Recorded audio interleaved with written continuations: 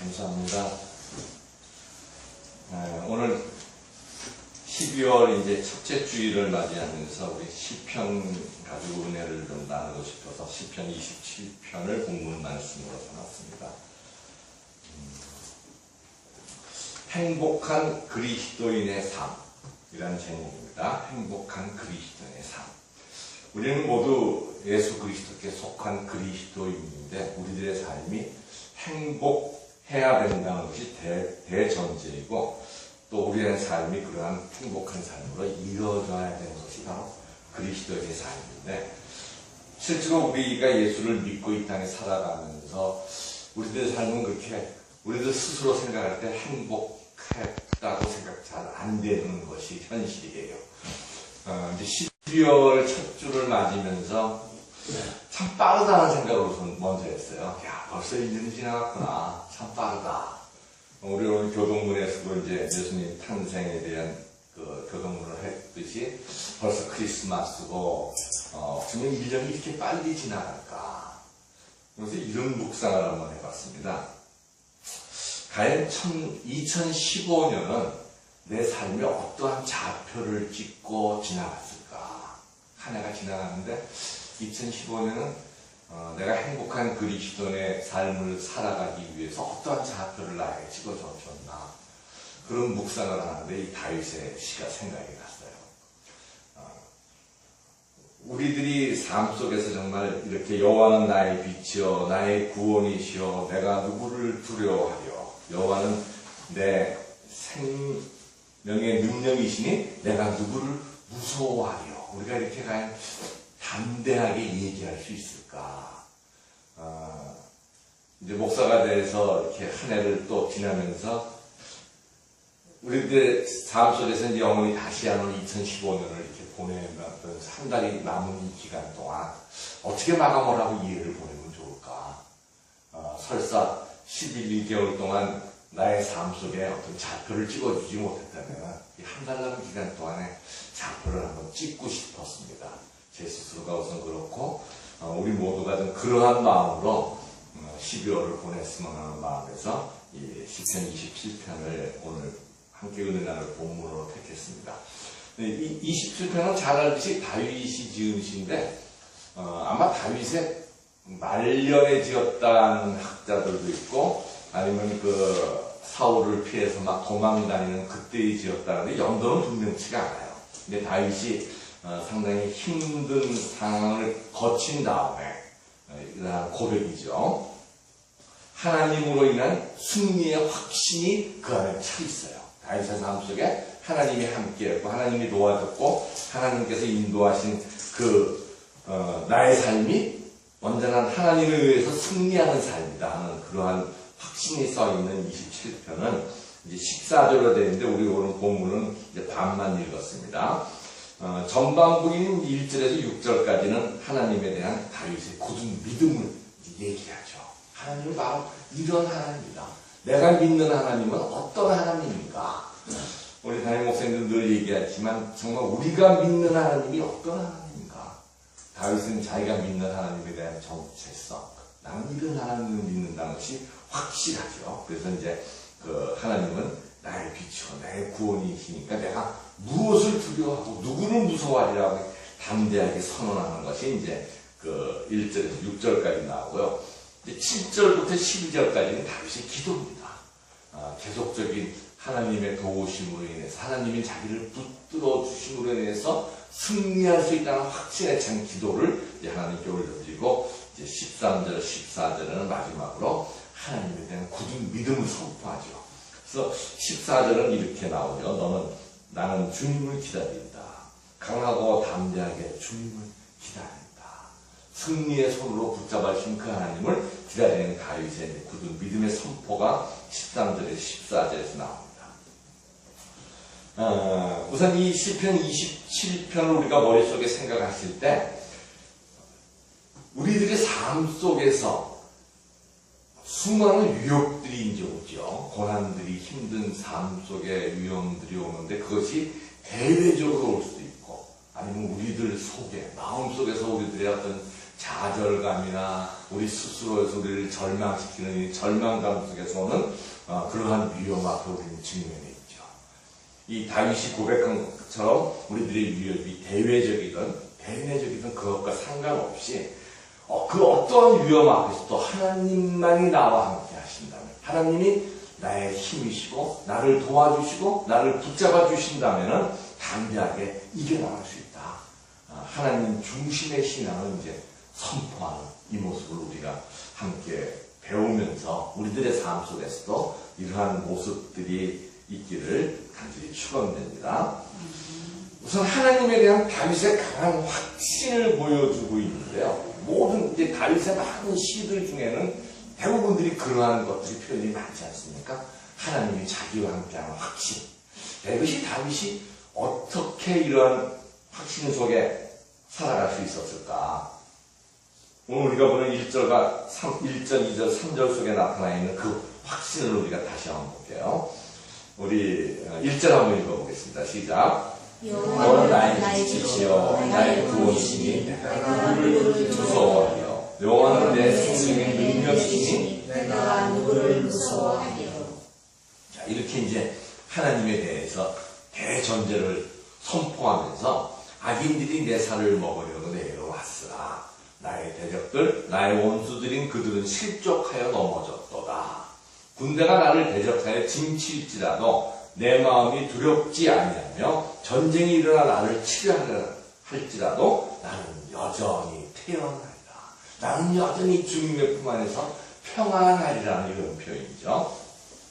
자, 과연 우리도 이러한 고백을 할 수 있을까? 어떠한 위험이나 힘듦이나 우리들의 삶 속에서 그 정말 어려운 상황에서 다윗이 살았던 이 시대나 오늘날 우리들이 물질 만능주의에 살았던 이 시대나 변함이 없는 것이 하나 있다면 다윗이 살았던 이 시대에도 하나님만 의지하고 살아갈 수 있다고 과연 생각했을 때 많은 사람들이 이 바보야 너 그렇게 살면 되냐 하나님만 의지하고 산다고 그것이 되겠냐고 모든 사람들이 코웃음 치던 그 시대였던 것은 똑같을 것 같아요. 오늘날도 우리들이 살아가는 그 물질 만능주의에서 물들어 있는 우리가 뭐 돈도 필요 없고 그냥 하나님만 바라보고 열심히 일하고 성경에서 가르치는 대로 산다면은 우리는 승리할 거야. 그랬을 때 많은 주변의 사람들이 야 그렇게 살면 너 살 수 있겠어? 하는 바로 그러한 편익감 속에 살고 있는 오늘날과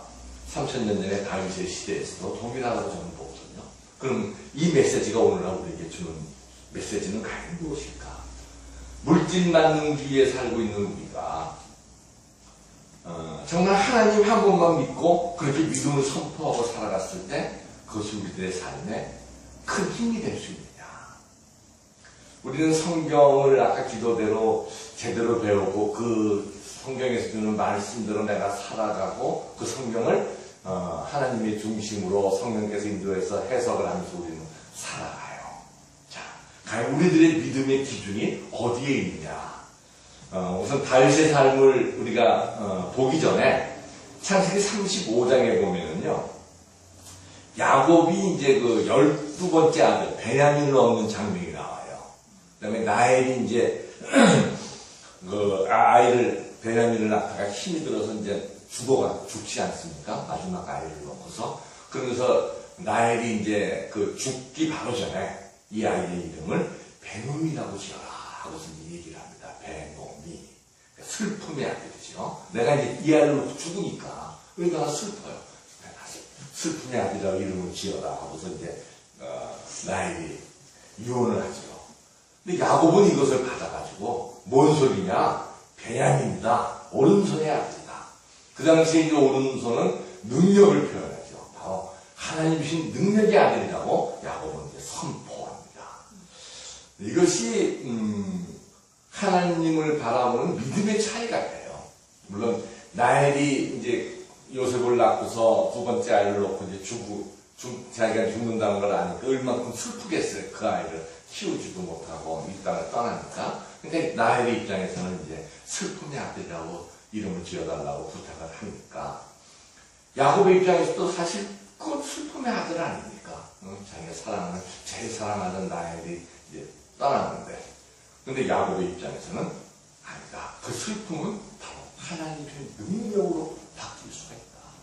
우리가 지금 환경은 슬프고 나의 사랑하는 아내가 떠나고 이 베냐민 이 아이가 태어났지만은 그것은 능력의 아들이라고 내가 선포함으로써 베냐민을 키우겠다는 그 믿음의 선언으로 볼 수 있는 것과 마찬가지로 야곱이 그렇게 선포할 수 있었던 것은 야곱이 그 오랜 기간 동안 야곱의 삶을 우리가 잘 알지 않습니까? 아주 기회의 찬수의 기제였던 야곱이 이리저리 힘들어 많은 위기를 느껴가면서 하나님의 사람으로 변해가는 참다운 이스라엘로 변해가는 그 야곱의 모습에서 우리는 알 수 있었지. 이제 야곱의 믿음이 어떠한 환경과 어떠한 어려움 속에서도 그것은 아니다. 하나님만 함께하다면 그것은 능력의 아들로 바뀔 수 있다는 그 확신 속에서 베냐민이라고 이름 지은 것과 마찬가지로 다윗의 삶을 한번 오늘 보죠. 다윗의 삶을 생각하면요, 저는 한마디로 이렇게 표현하고 싶어요. 기도하는 사람은 결코 망하지 않는다. 기도하는 사람은 결코 하나님이 항상 붙잡아주고 함께 한다는 것이 다윗의 삶에서 우리는 볼 수 있죠. 인간의 위기는 하나님의 기회다. 우리가 위기가 올 때마다, 힘듦이 올 때마다 하나님께 무릎 꿇고 하나님께 매달리면 하나님은 우리의 위기를 하나님의 기회로 바꾸어 주시죠. 그래서 하나님의 사람으로 우리를 거듭나게 해주시고 하나님의 사람으로 우리를 점점 믿음의 사람으로서 우리를 키워주시는 그 하나님의 능력을 우리는 볼 수 있죠. 자, 우리는 이제 사무엘상에서 나와 있는 다윗의 모습들을 쭉 보면서 시편 23편에 잘 나타났듯이 여호와는 나의 목자시여 내게 부족함이 없으리라면서 다윗은 이제 자기가 목동일 때를 기억하면서 하나님이 항상 자기의 목자임을 선언합니다. 그가 나를 푸른 풀밭에 누이시며 신나는 물가로 인도하시는도다. 양들이 잘 쉴 수 있도록 많은 먹이를 먹을 수 있도록 푸른 풀밭에 누이시고 신나는 물가로 인도하시는 그러한 목동일 때의 다윗의 표현들이 많이 나타나죠. 그것은 다윗의 시편에서 여러 가지 시에서 나타나는 것을 우리는 알 수 있어요. 다윗이 이제 골리앗을 만나기 전까지 다윗은 목동이었잖아요. 다윗이 목동으로서 지낼 때, 사자나 일이나 이런 짐승들이 양을 먹으러 왔을 때 다윗은 그것을 물리쳐요. 그래서 물리칠 때 다윗은 자기 능력이 아니라 하나님의 도우심으로 물리치는 것을 너무나 잘 알고 있었죠. 자, 다윗의 소년 시절이 이렇게 하나님의 인도하심으로 함께하는 것을 그가 피부로 느껴요. 우리들의 어린 시절들도 부모님 품 안에서 부모님이 우리를 잘 케어해 주시면서 잘 살아갈 수 있도록 우리를 잘 클 수 있도록 인도해 주신 그것이 바로 하나님이 함께 하시고 하나님이 우리를 부모님의 손을 통해서 잘 양육해 주신 그것을 느낄 수가 있죠. 특히 이제 주일학교 출신들은 교회에서 찬송도 부르고 말씀도 들으면서 하나님의 능력으로 하나님의 인도하심으로 나의 어린 시절이 이렇게 잘 컸구나, 지금까지 인도해 줬구나 하는 것을 느낄 수가 있습니다. 바로 소년 다윗이 하나님의 인도하심을 느낀 그 손길을 느낀 것과 같이 그렇게 훈련받은 다윗이, 자, 다윗은 베들레헴의 목동이었죠. 베들레헴은 아주 작은 의당이었습니다. 그 베들레헴의 목동인 다윗으로서는 어떤 비전도 없었어요. 그가 무슨 왕이 될 꿈을 꾸었습니까? 장군이 될 꿈을 꾸었겠어요. 그 당시 다윗은 자기가 주어진 환경 안에서 자기에게 맡겨진 땅때만 잘 돌보는 그러한 꿈을 가지고 하나님께 의지했던 바로 그 다윗입니다. 이 다윗이 이제 골리앗을 만났어요. 골리앗을 만났을 때 사무엘상 17장 그 45절에 잘 나타나 있는 그 3m나 되는 거인 골리앗이 모든 이스라엘 군대가 벌벌 떨고 숨어있던 아무도 못 나타있던 그곳에 어린 소년 다윗이 나타날 수 있었다. 그리고 그 골리앗을 향해서 다윗이 단장히 외쳤던 구절 우리 다 잘 기억하고 외우고 있을 거예요. 너는 칼과 창과 단창으로 내게 나오지만 나는 만군의 여호와이요 곧 네가 그 모욕한 이스라엘 군대의 하나님의 이름으로 나에게 나온다. 다윗은 여기서 이스라엘의 군대의 하나님이라고 선언할 수 있는 그 리더. 그 당시에 이스라엘 군대의 왕은 사울이었어요. 근데 그 다윗은 그 군대의 하나님이 바로 하나님이다. 그 하나님의 이름으로 나는 내게 나가겠다고 다윗은 당장에 나가요. 그래서 물맷돌 5개만 들고 나가요. 그 다윗의 당장.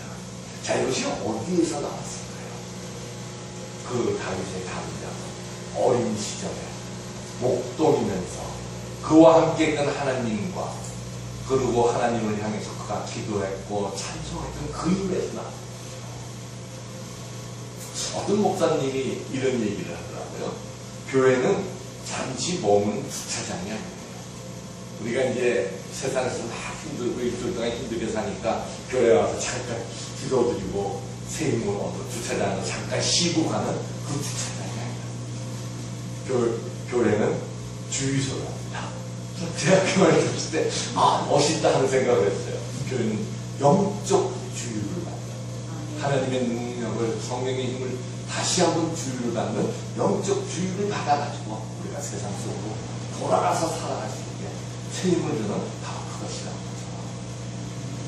다윗은 자기 삶 속에서 늘 주님과 동행하면서 영적으로 담대하게 부자하는 거죠. 그래서 가장 큰 위기, 이스라엘의 가장 큰 위기인 골리앗을 향해서 다윗은 담대하게 나아갈 수 있었죠. 여기서 다윗의 힘은 선언입니다. 선언. 골리앗을 향해서 하나님의 힘을, 하나님의 능력을 선포할 수 있는 다윗의 능력. 그리고 골리앗을 물리치지 않습니까? 자, 그리고 다윗의 달려 하나님의 능력을 골리앗을 물리치고 사울의 사위가 돼요.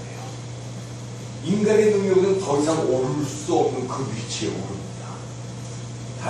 사울은 천천히요, 다윗은 만만이라고 백성들의 지지까지 받는 그런 위치에 다윗은 올라요.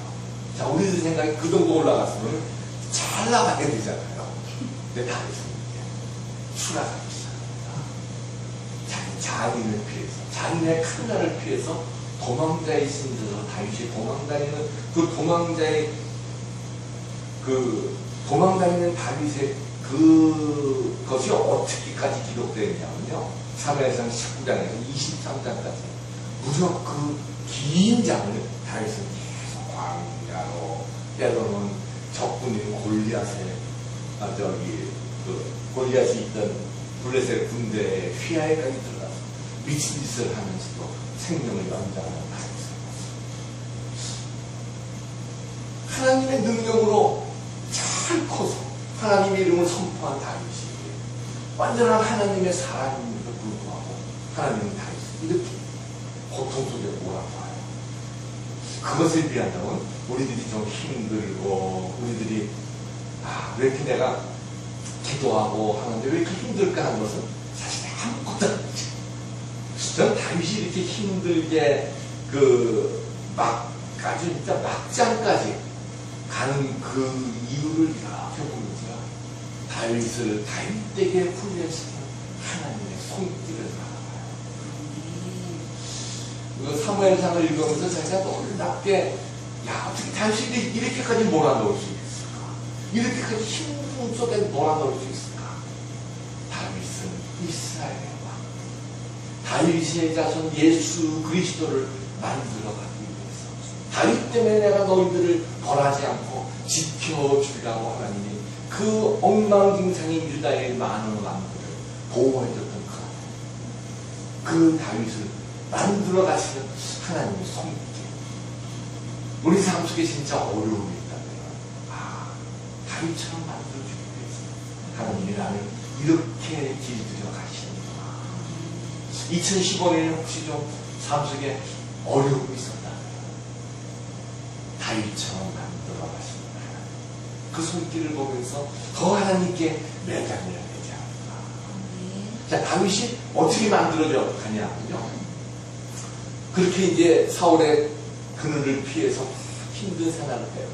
그때마다 하나님이 이제 일으켜주시고 다윗은 기도하고 무릎 꿇고 때로는 하나님도 원망도 하죠. 그러면서 다윗은 이제 다윗에게 커갑니다. 드디어 사울이 죽어요. 그리고 다윗이 헤브론의 반쪽 왕이 돼요. 그 당시 다윗이 힘이라면요. 그 사울의 아들인 이곳 그 이스보넷이 이제 그 위쪽에 왕이 돼 있을 때 그 이스보넷을 쉽게 물리칠 수 있어요. 다윗의 능력이다. 근데 다윗이 기다려요. 무려 7년 6개월을 기다립니다. 근데 놀라운 것은 이스보셋이 왕이 돼서 2년 반 동안만 다스리고 5년 동안은 그 왕이 없는 그러한 사이에서도 다윗을 기다려요. 이스라엘의 모든 장로들이 와서 다윗을 왕으로 추대할 때까지, 유다의 왕으로 추대할 때까지 해보면서 그냥 기다리는 다윗. 하나님의 때를 아는 거죠. 자기가 서두르지 않고 하나님의 때를 알면서 하나님이 세워줄 때까지 기다리는 다윗을 보았습니다. 우리는 여기서 놀라운 것을 발견하죠. 하나님의 사랑. 뭐든지 하나님께 물어봐야 됩니다. 우리가 다윗을 보면요, 다윗은 하나님, 내가 이것을 올라가야 됩니까? 이 전쟁을 내가 해야 됩니까? 이것을 치러 올라갈까요? 말까요? 늘 하나님께 물어. 하나님과 어떠한 형, 내가 내 능력으로 내가 지금 하나님 주신 이 군대로 충분히 이길 수 있는 위치에 있을지라도 다윗은 기다리는 거죠. 하나님, 이제 네가 온전한 이스라엘의 왕이다 할 때까지 다윗은 기다리고 기도하면서 인내합니다. 바로 이러한 다윗까지 만들어라. 성령의 열매인 오래 참음과 절제 열매가 다윗에서 맺혀질 때까지 다윗을 훈련시켜 가시는 하나님. 4절에 내가 여호와께 바라는 한 가지 일, 그것을 구하니 곧 내가 내 평생에 여호와 집에 살면서 여호와의 아름다움을 바라보며 그의 성전에서 사모하는 그것이라. 27편 4절에 다윗이 이 고백은요, 다윗이 다윗에게 한 고백 같아요. 내가 하나님께 바라는 한 가지 일, 그것을 구하니 내 평생에 하나님의 집에 살면서 하나님과 동행하면서 늘 하나님과 물어보면서 하나님의 아름다움을 바라보며 하나님께서 우리에게 주시겠다고 한 그 신실한 그 수많은 언약의 약속, 너는 내 것이니 내가 너와 함께 하리라고 하면서 우리에게 내가 너를 세워주고 내가 너를 이렇게 인도하겠다는 그 수많은 약속들을 바라보면서 그의 성전에서 사모하는 그것이다. 이 그의 성전에서 사모하는 그것이라를 세번역에서 이렇게 번역해놨더라고요. 하나님의 성전에서 주님과 의논하면서 살아가는 것. 하나님 주신 성전, 우리들의 교회, 우리들의 가정, 우리들 삶의 터전 안에서 주님과 늘 의논하면서 살아가는 것이 내가 바라는 한 가지 일을 구한다. 그렇게 그것을 구했을 때 여호와께서는 5절에 환난날에 나를 그의 초막 속에 비밀히 지키시고 나의 삶 속에 어떠한 환난이 오고 어떠한 위기가 오더라도 하나님께서 그의 초막에서 주님의 두 날개 밑으로 나를 보호해 주신다는 거죠. 지켜주시고 그의 장막 은밀한 곳에 나를 숨기시며 높은 바위 위에 두시니라. 하나님, 나의 수많은 원수, 나의 어려운 환경들이 나를 삼키려고 다가올 때 유일하게 나를 높여 세울 수 있다는 것이죠. 자, 이렇게 훈련받은 다윗은 이제 온 이스라엘의 왕이 됩니다. 자, 다윗이라고 사탄이 칠 때 넘어지지 말라는 법이었죠. 우리가 잘 아는 밧세바 사건도 다윗을 또 한 번 꼬꾸라집니다. 밧세바 사건은 다윗을 그냥 내몰아친 거예요. 자, 이것은 무엇을 우리에게 가르치냐면 많은 교회의 목사님들이 여자분들을 넘어져요. 신실한 믿음의 종들도 주님과 함께 하지 않고 주님과 가까이 끈이 잠깐이라도 놓는다면 이렇게 망가지는 모습을 보여주죠. 그것이 바로 밧세바 사건입니다. 그럴 때 다윗의 위대함은 다시 일어선다는 거죠. 주님의 그것을 얘기를 들을 때 다시 일어설 수 있다.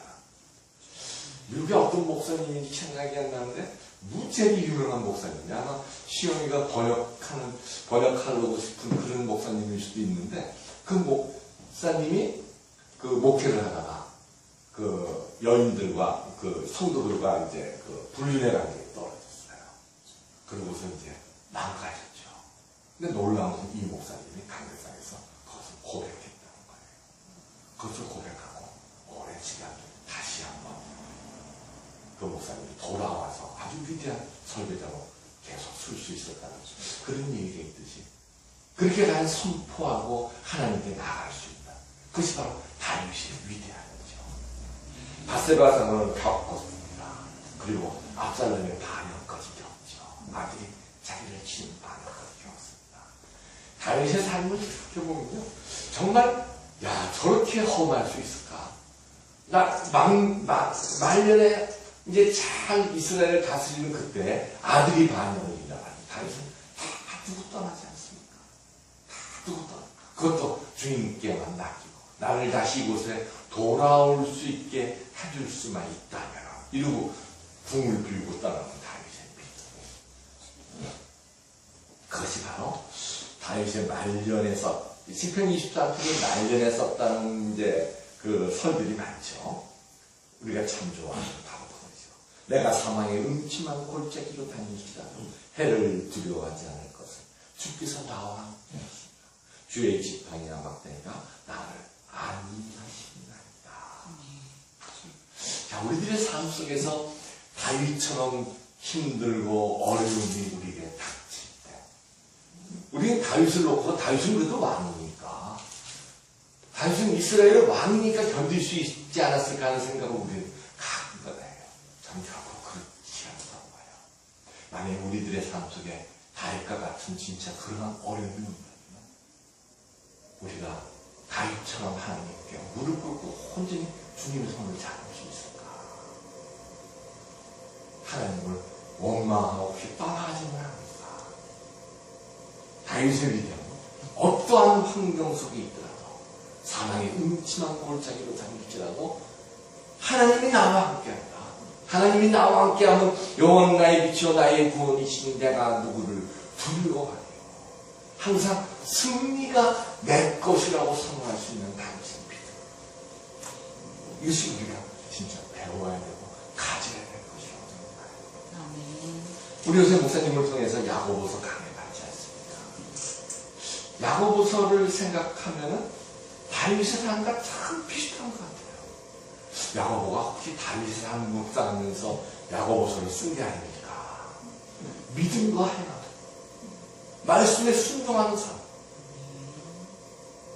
자, 우리들이 온갖 시험을 만나거든 그것을 기쁨으로 여기라. 어떻게 그럴 수 있냐? 다윗의 삶. 인간의 우리들의 위기는 하나님의 기회이기 때문에 그 위기를 통해서 나는 하나님께 더 가까이 가요.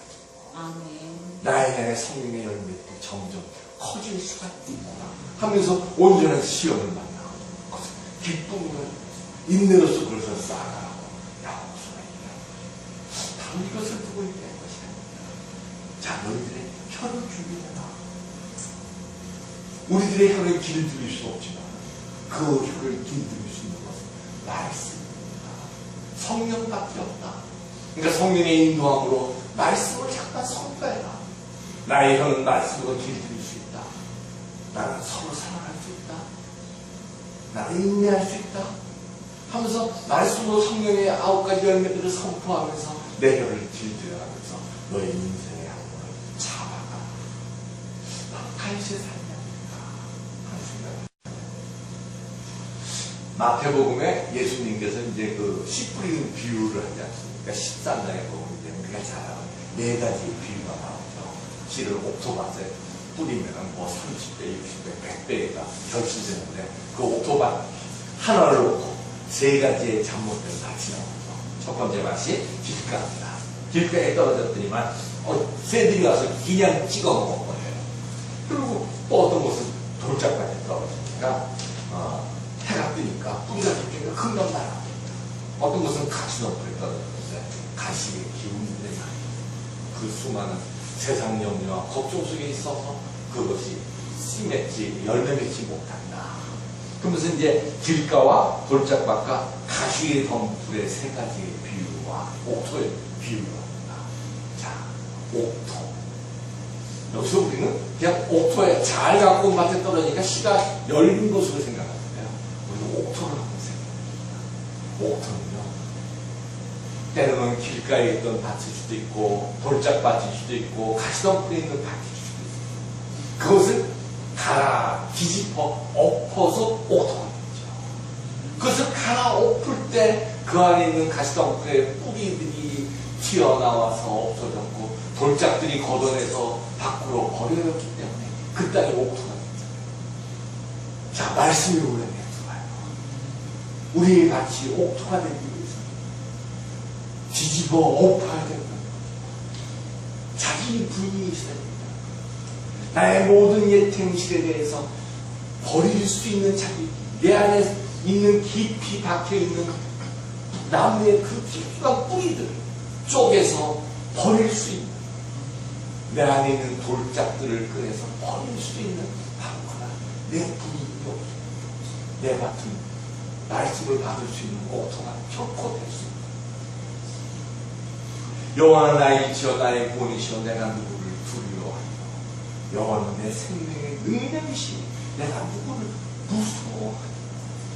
이 말씀이 내 안에서 그대로 인쳐서 그것이 다시 토해지면서 내가 선포할 수 있을 때 내 마음의 가치 다 엎어져요. 자기 부인이 없이는요, 하나님의 말씀은 왜곡되게 나갈 수밖에 없어요. 내 안에 내가 그냥 있잖아요. 내 안에 나의 아집이 그냥 있고 나의 못됨이 그냥 있다면 하나님의 말씀이 들어와요. 근데 그것은 옥토로 30배, 60배, 100배의 결실로 나가는 것이 아니라 내가 아주 못되게 해석한 나를 죽이는 말로 바뀌어갈 수가 있어요. 하나님의 복음의 말씀, 정말 우리들 삶 속에서 행복한 그리스도로 살아가기 위해서 100배의 결실을 맺을 수가 있습니다. 우리는 자기 불문이 없이는 아무것도 할 수 없다는 거죠. 나를 부인했을 때 말씀은 살아 역사할 수 있다는 것입니다. 바로 우리들의 행복하게 삶을 살기 위해서 우리들이 이 땅에서 참다운 그리스도에서 능력을 발휘하면서 정말 그리스도를 멋지게 서로 사랑하고 내 모든 것을 꺼내주고 말씀대로 내가 살아갈 수 있는 능력이 어디서 나옵니까? 하나님의 능력을 내가 우선 100% 믿어야죠. 나를 어떠한 환경 속에 있더라도 나를 건져주실까? 내가 어떠한 위기 속에 있더라도 나를 붙잡아 주시고 하나님의 바른 길로 인도해 주시는 그 하나님을 내가 굳게 믿을 수 있어야죠. 자, 믿음이라는 것은요, 요새 이제 내비게이션을 우리가 운전할 때 많이 쓰잖아요. 근데 차에 있는 내비게이션은 업그레이드를 안 하면 막 엉뚱해요. 제일 믿을 수 있는 게 T맵, 그다음에 더 믿을 수 있는 게 김기사라고 하더라고요. 카카오톡에서는 김기사가 제일 좋대요. 그럼 그것을 틀어봐요. 그러면 거기서 믿을 수 있는 내비게이션을 가라는 게 그냥 가요. 근데 혹시 그것을 못 틀어서 차에 있는 내비게이션을 틀었다니까요. 옛날 내비게이션. 그럼 가라면, 야, 이거 믿어, 이대로 가면 될까? 그대로 안 가는 경우도 많잖아요. 그것이 바로 믿음인 것 같아요. 내가 하나님을 가야 진짜 얼만큼 믿을 수 있냐. 하나님이 내 삶을 진짜 바로 인도해 주시고, 내 살 길을 진짜 이곳으로 제대로 인도해 주신 그 하나님이라고 내가 믿는다면, 이제 말씀대로 가야죠. 그것을 믿는다면, 그 다음은 행하시고. 목사님이 매주일마다 토해내시는 믿음과 행함, 말씀의 순종으로 우리 따라가야 해요. 그것은 옛날 모세 때도 마찬가지더라고요. 신명기 10장 12절에서 13절 말씀 한번 우리 찾아보고 말씀을 마칠게요. 신명기 10장 12절에서 13절.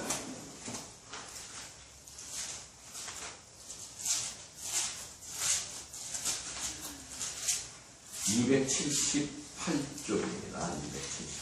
278쪽. 12절, 13절. 우리 차에서 한 목소리 읽어보겠습니다. 시작. 이스라엘아, 내 하나님 여호와께서 내게 요구하는 것이 무엇이냐? 곧 내 하나님 여호와를 경외하며 그의 모든 도를 행하고 그를 사랑하며 마음을 다하고 뜻을 다하여 내 하나님 여호와를 섬기고 내가 오늘 내 행복을 위하여 내가 명령한 여호와의 명령과 규례를 지킬 것이 아니니라. 모세가 이스라엘 백성들을 놓고서 이제 가나안 땅에 들어가기 전에 설교, 세 편의 설교 중에 신명기 10장의 말씀입니다. 이스라엘아, 내 하나님 여호와께서 내게 요구하는 것이 무엇이냐?